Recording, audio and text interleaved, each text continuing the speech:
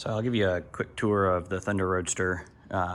It's obviously covered in stuff. It's actually been stored up on top of this lift, and I've been just parking cars underneath it for a long time. But I have not, this is exactly how it looks. I haven't cleaned it or done anything to it, so I apologize for that. But I'll just kind of walk you through and point out a few things on it. So we talked about the chassis. I'll show you where the firewall and all was modified and kind of what stuff still needs to be done. There is an oil cooler mounted right in here with an electric fan.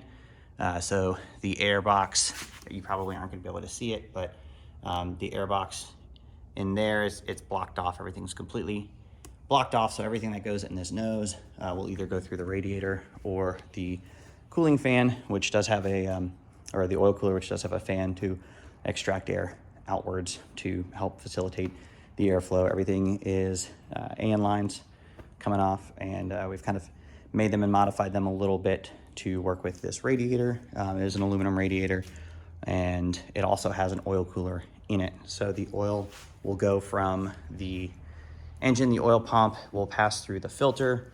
It gets routed to the bottom of the oil cooler in the radiator, comes back up through the radiator, and then gets routed to the air to oil intercooler or radiator. And then the oil will pass back through down here and into the pan. And then that'll go through the motor. So this is the Kawasaki ZX14r. Like I said, the last time I dynoed this, it was at, I think I just did a quick dyno and it was 151, 153 something to the wheels.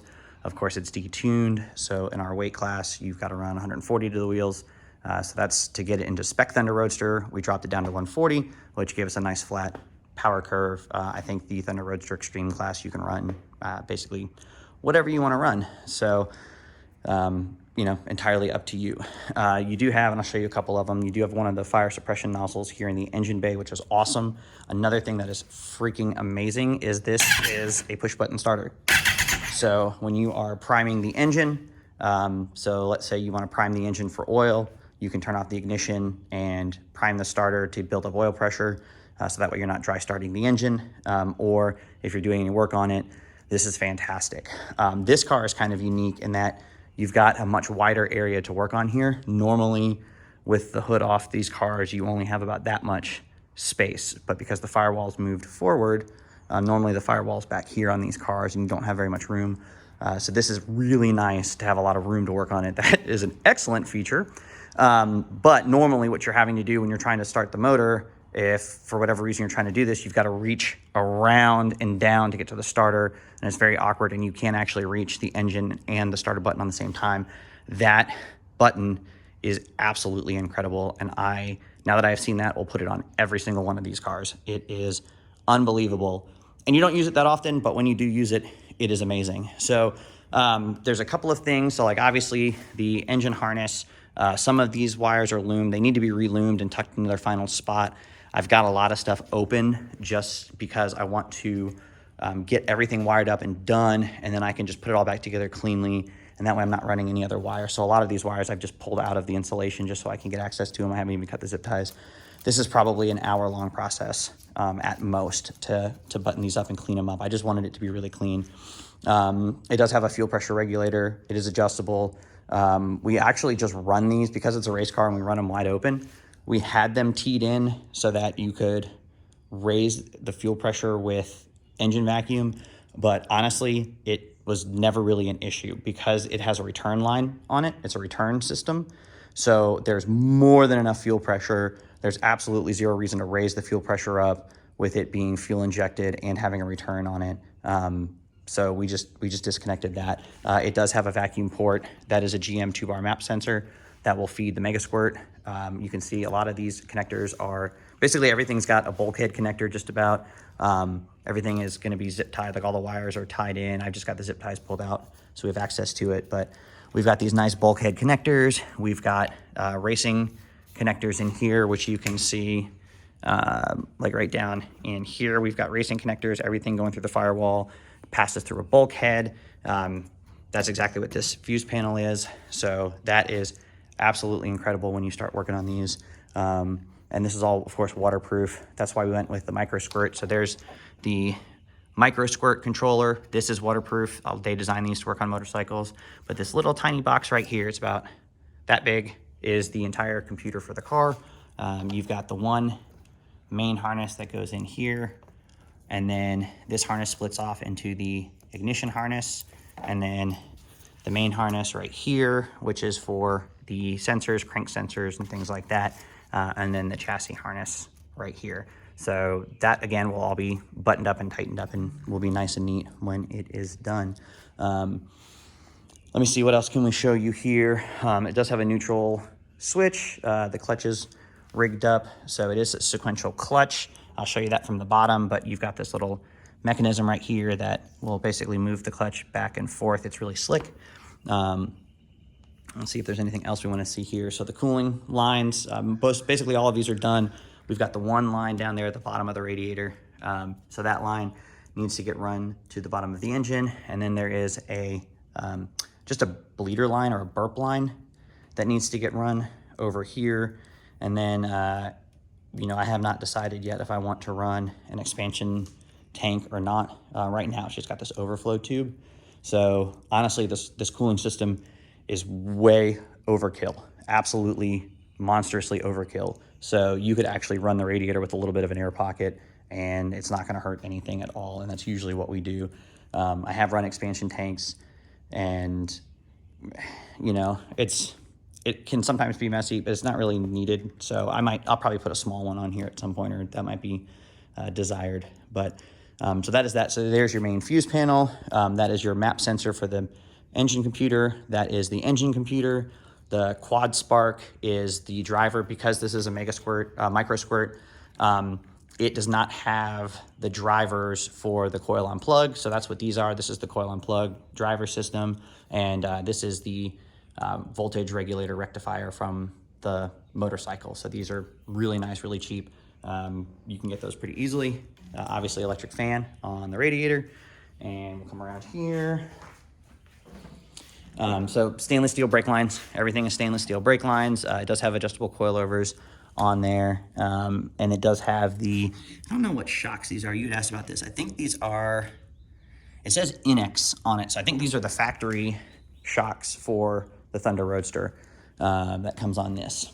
This filter is the old Mustang oil filter. So it's a giant oil filter. PG1A, it's the old Motorcraft Mustang filter. And just did that because it holds almost a quart of oil. Custom headers, these are fantastic done, excellent equal length headers, wonderfully done. The mounts, I do need to get those painted. That was gonna be the final point there. I never did because I thought I might have to take the motor back out to adjust something, but I haven't yet. Everything's actually worked out perfectly well. So just gotta wire in the alternator basically, and then one of these is the clutch line, and then the brake lines for here. And you can see all the brake lines here are bent and mounted and hard line running through. These are steel brake lines. We already talked about that. And then you can see under this side pod, you've got the muffler with the wideband oxygen sensor. And I had to find that. So the wideband oxygen sensor, there's the readout if you wanted a readout on the dash. Sometimes that's helpful just to know if the car's running rich or lean if you're having an issue with it. And then there's the controller. I got to wire that in. I forgot about that to do. And then I don't love these filters. I was looking around to see if there's a better solution. These are just regular K&N filters. The issue is that they slightly touch the hood, and so you can kind of see that one's gotten, well, what we did was we kind of bent it a little bit so that it would clear the hood without kind of making the hood bulge up. But I'm sure there's a better solution out there. These things are not very expensive, but I just haven't gotten around to it yet. So you had asked about the pedal box. So this is what was done here. So normally the firewall in this car is pulled back to about here. And what they did was you've got the dual, this is a Tilton controller, which is fantastic, but you've got your clutch master here, and then you've got dual brake cylinders with the, you've got an adjuster rod. Actually, I don't know that you have an adjuster rod on these. I think the adjuster is back there. Sometimes you have the adjuster, but I think this is just set up where you can do a course adjustment this way if you wanted to, but once you set that to get the course balance, I think the rest of it is just a restrictor valve on the rear. And so what I did, the pedal was mounted to the firewall. We just welded this bracket onto it and hung the gas pedal from there. The only thing that needs to get done now is to just make a stop to prevent the gas pedal from hitting the firewall. And that's all we need to do, is basically just weld a stop onto the back of the pedal. And then I was going to put a little screw in there that you could adjust the back stop, because these cables do stretch sometimes on these. And so sometimes you'll want to be able to adjust the throttle cable in case your throttle body's not opening all the way. But that takes just a couple of seconds. So this, you can see what we did was we just moved it up basically this one space. So to finish this, I just need to weld a nut onto that. So that needs to get a nut welded onto it. The stock gets made, and then this gets painted, and then that's all done, and that's ready to go. So that's the last of the fabrication on this. The wideband, the Mega Squirt was already set up to run this. So this is just a matter of putting the controller back in and then connecting the wires up, which are already pulled off and labeled and ready to go. And then if we want to, we can put the, whatever that thing is, the gauge can get put up here. This one does have a windshield on it. I forgot about that. And if you're not familiar with the Thunder Roadsters, basically to get into it, you step on this part right here. There is a side impact bar that's welded right underneath that. So that can take the full weight. Otherwise, the fiberglass is not designed to carry the full weight. And then we put grip tape here so you get a nice firm grip on the bar right here. And this is a nice impact bar. And the cages on these cars are absolutely phenomenal. Like I said, this is the taller option. So you can easily get in and out here, in and out there. If you decided to take the windshield off, you even have enough room to get a helmet. And you probably a 200-pound person could climb through there pretty easily.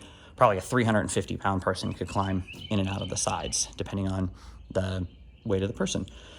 So, and then again down here, grip tape on the sides here. So you do have there's one cutoff right there. There's your fire suppression system. You've got your gauges right here. This is a sequential shifter. So you've got it set up where back is to shift up. So you're in neutral right now. So first gear would be up here, second, third, fourth, fifth, sixth. And then if you were downshifting, you'd go up with it. There's the adjuster if you want to adjust brake bias. It does have the stack gauge. So this is the interface for the stack gauge system, which is this guy right here. These are waterproof military connectors. So that USB is to plug into the digital dash if you want to change anything.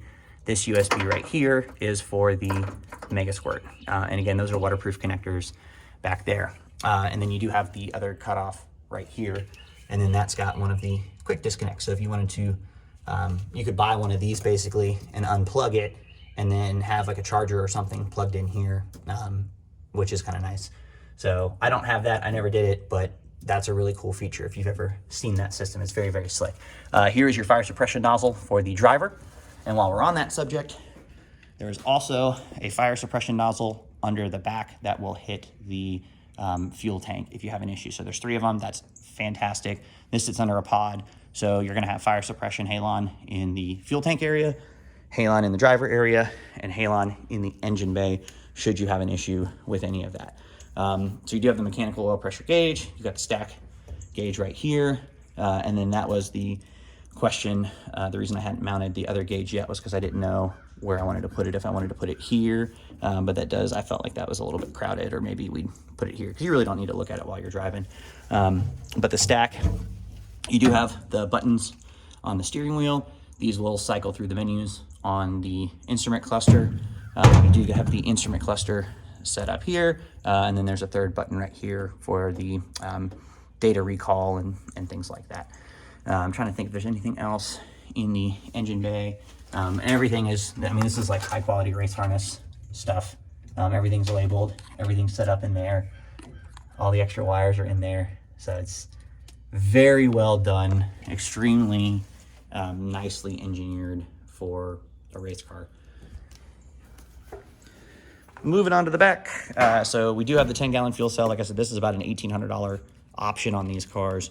And it is a return system. It is foam filled So I don't know if you have access, if you can see it, but there is foam in there. I just filled it up because it had old gas in it. So you might not be able to see the foam, but it is foam filled. It is lined. You've got the electric fuel pump right there. So I've got a coarse filter here that I'll just pick up, and this is serviceable. You can pull this off and clean it out. And this will just pick up any large debris, coarse debris. I had an old race car that had some of the foam coming apart. So that's why I put that in there before it damages the fuel pump. Then you've got a fuel pump right there, and then that'll run the return line. And I did notice one of these lines was leaking, so I'm gonna replace that line. I don't know what happened to it, but sometimes you'll get like a fray or something. So we'll take care of that. If you have a cool suit, you wanna install a cool suit, there's the connector for the cool suit. Right back there. You can mount a cool suit back here if you wanted to. You've got mounts right here for the cool suit, brackets right over there, and then brackets in the frame rail already right here. So that makes it super easy to mount a cool suit if you want to do that. That is a brand new battery. I just got that because the old battery was dead. And then these are the adjustable shock mounts. So this is a different style. This is a really, really, really nice upgrade on these mounts. Gives you a lot of flexibility in the suspension design, and that is an incredible upgrade too. Along with the longer control arms, which I'll show you on the bottom, that's about another $2,500 upgrade on these cars. Of course, everything's time joints. These are all brand new. Like I said, this car's only had, as far as I know, only one race, so probably a handful of practices in a race, and that is it on this car. And then we'll show you, so you've got your third mount brake light up there. You do have the tires here. The body, the side pods are held on by these rivets, which, you know, you just basically drill those out and the sides come out. It takes about probably, to take off the nose and the two sides, probably takes 20 minutes to take the body off of this car if you want to work on it, which is incredible. The rear takes a little bit longer, only because you've got, it's split in the middle. So you've got these pieces here, and then you've got a seam down the middle that you've got to take those off. So it's just a little bit longer to get to. And then the center section is held on by quarter turn Zeus clips. That does have the wing is up there, which shows you how much I used it and how important I think it is for these cars. But it does come with a wing, and you do have that as an option. And then I'll put it up here in a second. I'll show you another video here in a second, but there's the fuel line. We've got all that for it. And then over here is your fire suppression. So here's a really good shot of the side impact protection. So these bars are replaceable. There's a nut right here. So if you do get hit in the side, this piece is like I don't know how much this piece is, 50, 60 bucks, something like that. It's a really cheap piece. So that unbolts, you can put a new crash structure in here. This is the main frame crash structure. This is much stronger, and this attaches to the main body. And then in this panel, you've got a big roll bar here, a big crash bar here, another crash bar here, and then you've got side impact protection. This is incredibly strong structure, very, very strong. I've got a bare frame. I'll go show you the bare frame here in a second. It does have the Willwood brakes. So these are not the Toyota brakes. These are the upgraded 4-piston Willwood brakes. And then this is the steel spindle. So I did look at those. Those are the steel spindles. And then on the rear, you do have also the Willwood brakes. It's kind of hard to see, but well, they say NX on them, but they're basically the same. They're the upgraded rear brake. I think it's a 2-piston setup on that one. And then we'll go and show you the underside and the other car.